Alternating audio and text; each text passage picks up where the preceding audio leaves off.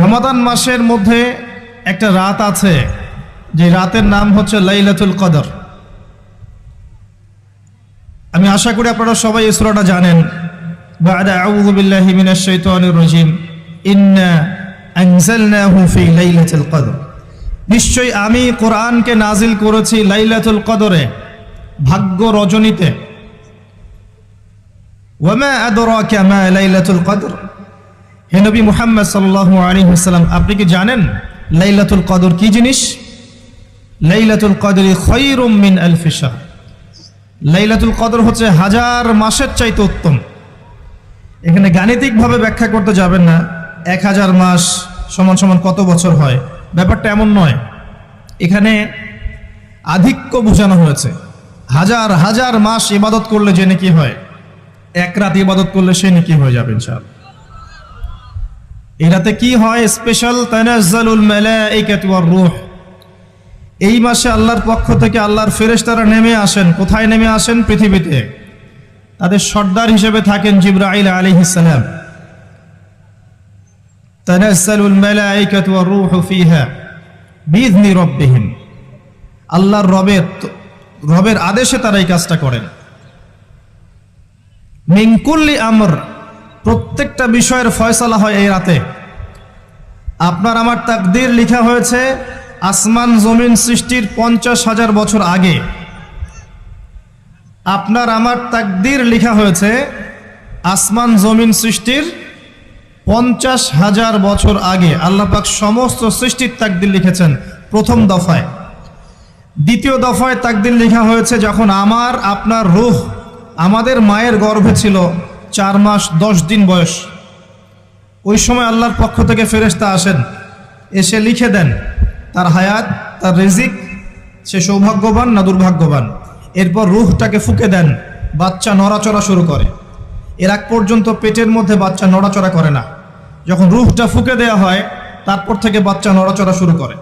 দ্বিতীয় দফায় তাকদীর লেখা হয়। এরপরে তৃতীয় দফা লেখা হয় এই লাইলাতুল কদরে, যে আগামী 1 বছর কি হবে, আপনি কি করবেন।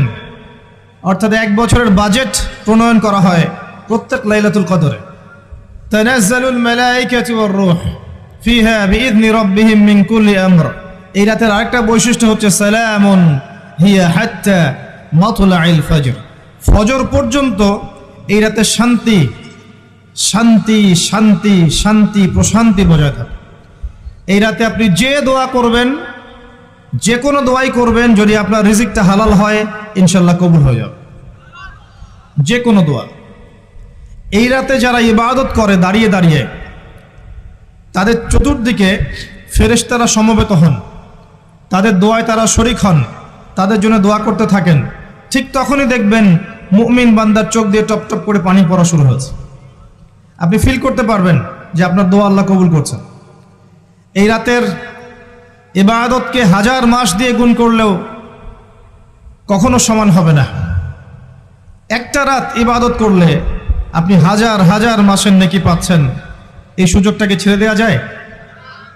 কবে এই রাত স্পেসিফিকলি বলা যাবে না 27 তারিখেই, স্পেসিফিকলি বলা যাবে না যে 21-এর রাতেই, 23-এর রাতেই বা 25-এর রাতেই। নির্দিষ্ট করে বলার কোনো সুযোগ নাই। নবী সাল্লাল্লাহু আলাইহি ওয়াসাল্লাম লাইলাতুল কদর পেয়েছেন এবং ওই রাতে বৃষ্টি হচ্ছিল। তিনি সেজদা করছেন, তার কপালের মধ্যে মসজিদে নববীর যে মাটি আছে এই মাটির কাদা লেগেছিল। তখন কিন্তু মসজিদ টাইলস ফিটিং ছিল না। মাটির মসজিদ থেকে নবী সাল্লাল্লাহু আলাইহি ওয়াসাল্লাম বিশ্ব পরিচালনা করেছেন। আর আমাদের এখন তাজমহলের মতো মসজিদ, হেদায়েতের কোনো হও নাই এখানে। এটা আখিরুজ্জামানের সাইন। মসজিদগুলো হবে চাকচিক্যময়, হেদায়েত শূন্য। হাদিস একদম স্পষ্ট আছে, মসজিদ হবে চাকচিক্যময় কিন্তু হেদায়েত শূন্য। ইভেন দেখবেন নামাজ পড়ছে মুসল্লি, পাশে হই হুল্লা করছে। দিনের কথা আলোচনা হলে বা নামাজ পড়লে, কেউ কোরআন তেলাওয়াত করলে আদবের সাথে যে পাশে শোরগোল করতে হয় না, এটাও এখন বুঝাতে হয়। বুঝাতে গিয়ে যদি আপনি এই আয়াত তেলাওয়াত করেন, লাহুম কুলুবুন লা ইয়াফকাহুনা বিহা, কিছু মানুষকে আল্লাহ পাক কলব দিয়েছেন বোঝে না। ওয়া লাহুম আযানুন লা ইয়াসমাউনা বিহা, কিছু মানুষকে আল্লাহ পাক কান দিয়েছেন শোনে না। ওয়ালাহুম আ'য়ুনুন লা ইউবসিরুনা বিহা, কিছু মানুষকে আল্লাহ পাক চোখ দিয়েছেন দেখে না। উলাইকা কাল আনআম, এরা আনআমের মতো। বাল হুম আদাল, বরং তার চাইতেও নিকৃষ্ট। তখন কিছু মানুষের ইগোতে লেগে যায়। আচরণ কিন্তু এমনই। কোরআন যেখানে তেলাওয়াত করা হচ্ছে, নবীর হাদিসের কথা বলা হচ্ছে, সেখানে উঁচু স্বরে কথা বলা জায়েজ নেই। নামাজ পড়ছে একজন ব্যক্তি, সে আল্লাহর সাথে সরাসরি কথা বলছে, তার পাশে কথা বলা জায়েজ নেই। এমনকি নামাজরত ব্যক্তির পাশে কোরআন তেলাওয়াত করাও জায়েজ নেই। আমি কথা কি বুঝতে পারছেন? একজন ব্যক্তি নামাজে দাঁড়িয়েছে, আল্লাহর সাথে কথা বলছে, পাশে আপনি কোরআন তেলাওয়াত করতে পারবেন না জোরে জোরে। মনে মনে করতে হবে, করতে চাইলে মনে মনে করতে হবে। অনেক সময় মসজিদের ভিতরে দেখবেন নামাজ পড়া হচ্ছে, শোরগোল করছে। নবী সাল্লাল্লাহু আলাইহি ওয়াসাল্লাম বলেছিলেন, আখিরুজ জামানে, তিরমিজিতে আছে হাদিসটা, আখিরুজ জামানে ইসলামের নামটুকু থাকবে, ইসলামের প্রকৃত বিষয়গুলো থাকবে না। কোরআনের মাসহাফ থাকবে, যে মাসহাফ, কোরআনের মাসহাফটা থাকবে, এর শিক্ষাগুলো থাকবে না। মসজিদগুলো হবে চাকচিক্যময়, কিন্তু মসজিদ হবে হেদায়েত শূন্য। আর চতুর্থ লাইনটা আরো ভয়ঙ্কর।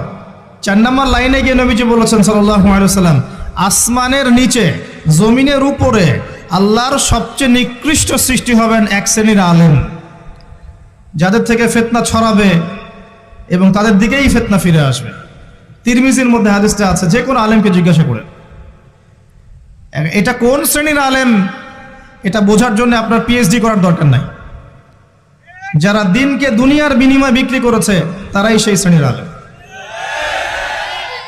যারা সত্য কথা বলতে ভয় পেয়েছে, তারাই সেই শ্রেণীর আলেম।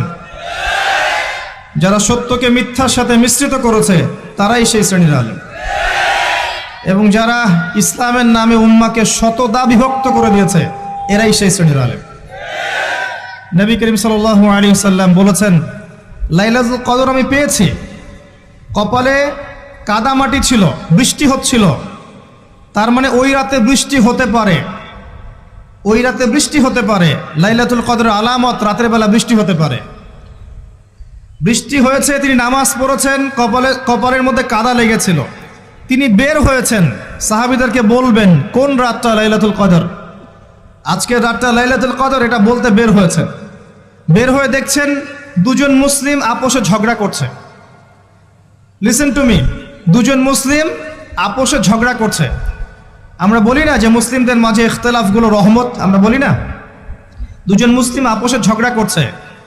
এই কাজটার কারণে আল্লাহ রাব্বুল আলামিন নবী সাল্লাল্লাহু আলাইহি ওয়াসাল্লামের হৃদয় থেকে এই কথাটাকে তুলে নিলেন। তিনি আর বললেন না এক্স্যাক্টলি কোন রাতে লাইলাতুল কদর ছিল, তিনি বলতেই বেরিয়েছিলেন যে কোন রাতে লাইলাতুল কদর ছিল। আমাদের ইখতিলাফের কারণে আমরা সেই নির্দিষ্ট রাতটাকে হারিয়ে ফেলেছি। তবে এর মধ্যেই খায়ের আছে, এর মধ্যেই কল্যাণ আছে। আরবিতে একটা প্রবাদ আছে, কুল্লু শার ইউজাদু ফিহিল খায়র, প্রত্যেকটা অকল্যাণের পিছনেই কোনো না কোনো কল্যাণ আছে। নির্দিষ্ট করে বলে দিলে আমরা বাকি রাতগুলো জাগতাম না। নবী সাল্লাল্লাহু আলাইহি ওয়াসাল্লাম এখন বললেন যে আমাকে ভুলিয়ে দেওয়া হয়েছে কোন রাত, তোমাদের ঝগড়ার কারণে। অতএব তোমরা শেষ দশকের বিজোড় রাতগুলোকে তালাশ করো। শেষ দশকের বিজোড় রাত বলতে 21-এর রাত, 23-এর রাত, 25, 27, 29, এই 5টা রাতের যে কোনো একটা লাইলাতুল কদর। এই রাতে ইবাদত করলে এত নেকি হচ্ছে, কারণটা কি? রাত আর দিন কি ডিফারেন্ট কিছু? প্রত্যেক রাতেই কিন্তু আল্লাহ পাক প্রথম আসমানে নেমে আসেন, প্রত্যেক রাতে, শুধু শবে বরাতের রাতে নয়, শুধু নিসফে শাবানের রাতে নয়, কিন্তু প্রত্যেক রাতেই আল্লাহ পাক প্রথম আসমানে নেমে আসেন। তিনি কিভাবে নেমে আসেন এটা ব্যাখ্যা করার দরকার নেই আমাদের। আল্লাহ পাক বলেছেন নেমে আসি, বাস আসি।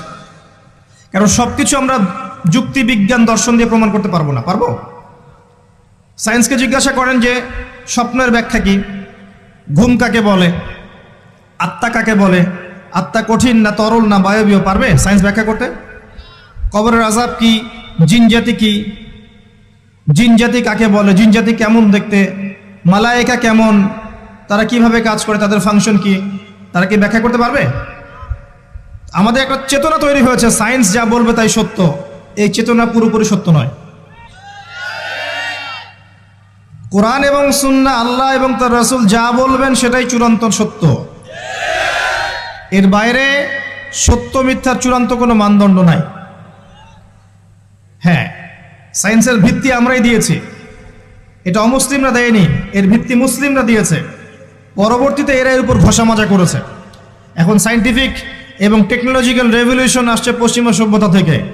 এই সভ্যতার ধারক বাহক ছিলাম আমরা। সভ্যতা এদের দ্বারা শুরু হয়নি, সভ্যতা নবীদের দ্বারা শুরু হয়েছে। তো সবকিছু সায়েন্স দিয়ে ব্যাখ্যা করা যাবে এমন নয়, কারণ সায়েন্সের সীমাবদ্ধতা আছে, আল্লাহর জ্ঞানের কোনো সীমাবদ্ধতা নাই। তো আল্লাহ নেমে আসেন, ব্যাস নেমে আসেন। নেমে এসে আল্লাহ পাক কি বলেন? আল্লাহ পাক তিনটা কথা বলেন। রাতের শেষ অংশ, রাতকে ভাগ করেন। যদি 6টার সময় রাত শুরু হয়, রাত কিন্তু রাত 12টায় শুরু হয় না, সূর্য ডুবে গেলেই রাত শুরু হয়, এটাই ইসলাম। এখন 6টা থেকে আপনি এই 5টা পর্যন্ত সময়টাকে 3 ভাগে ভাগ করেন। শেষের অংশ ধরে নেন যে 1টা থেকে 5টা, কথার কথা আমি এস্টিমেট করলাম। এই সময়টুকুতে আল্লাহ রাব্বুল আলামিন কাছে নেমে আসেন প্রথম আসমানে, অর্থাৎ তার রহমত নিকটবর্তী হয় এবং তিনি আহ্বান করতে থাকেন 3টা জিনিস। 1, কে আছো আমার কাছে কিছু চাইবে, যা চাইবে আমি তাই দিব। 2, কে আছো আমার কাছে ক্ষমা চাইবে, আমি তোমাকে মাফ করে দেব। 3, কে আছো আমাকে ডাকবে, আমি তোমার ডাকে সাড়া দেব। মানে এই সময় আপনি যা চাইবেন ইনশাআল্লাহ, আপনার আকীদায় যদি শিরক না থাকে, আমলে যদি বেদাত না থাকে এবং আপনার রিজিক যদি হালাল হয়, ইনশাআল্লাহ তাআলা আপনার দোয়া কবুল করা হবে। আল্লাহ পাক প্রত্যেক রাতেই নেমে আসেন। তাহলে লাইলাতুল কদরকে এত স্পেসিফিকলি ইম্পর্টেন্স দেওয়ার কারণ কি? একটাই কারণ, মনে রাখবেন, লাইলাতুল কদরকে মর্যাদামণ্ডিত করার এবং রমাদান মাসকে শ্রেষ্ঠ মাস মর্যাদামণ্ডিত করার একটা কারণ, only one reason behind it, সেটা হচ্ছে এই মাসে এবং এই রাতে আল কোরআন নাজিল হয়েছে। কথা কি বুঝতে পারছেন? কোরআন নাজিলের কারণেই এই মাসটা মহামান্বিত, কোরআন নাজিলের কারণেই এই রাতটা সম্মানিত। ইন্না আনজালনাহু ফি লাইলাতুল কদর। আসুন সামনে যাই। নবী করিম সাল্লাল্লাহু আলাইহি ওয়াসাল্লাম যখন এই জাহেলি যুগে বাস করছেন, এই লাইলাতুল কদরে রমাদান মাসে আল্লাহ পাক কোরআন নাজিল করলেন। কি জন্য নাজিল করলেন? কারণ এই সমাজটাকে পরিবর্তন করার জন্যে, সমাজের জাহিলিয়াতগুলোকে দূর করার জন্যে নবী করিম সাল্লাল্লাহু আলাইহি ওয়াসাল্লাম প্রচণ্ড ফিকির করতেন। কি করা যায়, কি করলে মানুষগুলো শিরক ছেড়ে দিবে, কি করলে সুদ বন্ধ হবে, কি করলে মাদক থেকে মানুষ দূরে থাকবে, কি করলে নারীর সম্মান বৃদ্ধি পাবে। তিনি ভাবতেন কিভাবে গোত্রীয় হানাহানি বন্ধ করা যায়, তিনি এগুলো ভাবতে থাকতেন। হেরা গুহায় বসে তিনি এগুলো ভাবতেন কি করা যায়। যুবক বয়সে তিনি হিলফুল ফুজর তৈরি করেছেন এগুলো সমস্যা দূর করার জন্য, কিন্তু পরিপূর্ণরূপে সফল হয়েছেন বলতে পারি না আমরা, কারণ তখন ওহী আসেনি। এই ভাবতে ভাবতে ভাবতে ভাবতে একদিন এক রাতে তার কাছে আল্লাহর পক্ষ থেকে কোরআন নাজিল হলো। সূরা আলাকের প্রথম 5টা আয়াত, বিসমিল্লাহির রহমানির রহিম, ইকরা বিসমি রাব্বিকাল্লাযী খালাক। পড়ুন আপনার রবের নামে যিনি আপনাকে সৃষ্টি করেছেন। খালাকাল ইনসানা মিন আলাক, যিনি মানুষকে সৃষ্টি করেছেন জমাট বাঁধা রক্তপিণ্ড থেকে। আমরা সবাই জমাট বাঁধা রক্তপিণ্ড ছিলাম মায়ের পেটে। আজকে আমরা আল্লাহর দ্রোহী হয়েছি, কিন্তু আমরা পেটের মধ্যে এতটুকু জমাট বাঁধা রক্তপিণ্ড ছিলাম। সূরা ইয়াসিনের মধ্যে আল্লাহ পাক এই কথাটা বলেছেন, তোমাদেরকে তো নুতফা থেকে সৃষ্টি করেছি, ফাইদা হুয়া খসিমুম মুবিন, যখন সে বড় হয়েছে সুস্পষ্টভাবে আল্লাহর বিরুদ্ধাচরণ করছে। ঈদের যে শপিংটার কথা বলছি, এটা এই কারণে বলছি, লাস্টের দশকে আমরা ঈদের শপিংয়ে বেশি ব্যস্ত থাকি, এতে করে লাইলাতুল কদরটা আমরা হারিয়ে ফেলি। লাস্টের দশক আমরা হয় ইতেকাফ করব, না হলে বাসায় নামাজ পড়বো, পরিবারবর্গকে নিয়ে রাত জাগবো। পারা যাবে ইনশাআল্লাহ? তারাবির নামাজ তো পড়বোই ইনশাআল্লাহ জামাতে। এবং আপনি 20 পড়েন আর 8 পড়েন, আপনি নামাজের কোয়ালিটিটাকে ভালো করার চেষ্টা করেন, নামাজের কোয়ালিটিটাকে বেস্ট করেন, ধীরে ধীরে তেলাওয়াত করেন, ধীরে ধীরে রুকু সেজদা করেন, নামাজটাকে এনজয় করেন, সময় নিয়ে, টাইম নিয়ে, 2 ঘন্টা সময় লাগুক, 3 ঘন্টা সময় লাগুক, এনজয় করে নামাজ পড়েন। আল্লাহ পাক তৌফিক দান করুন। এরপর শেষ রাতে আবার ওঠেন, পরিবারবর্গকে নিয়ে নামাজে দাঁড়ান, একসাথে জামাত করে নামাজ পড়েন, পরিবারে নফল নামাজ পড়েন, বাসায় বরকত হবে ইনশাআল্লাহ।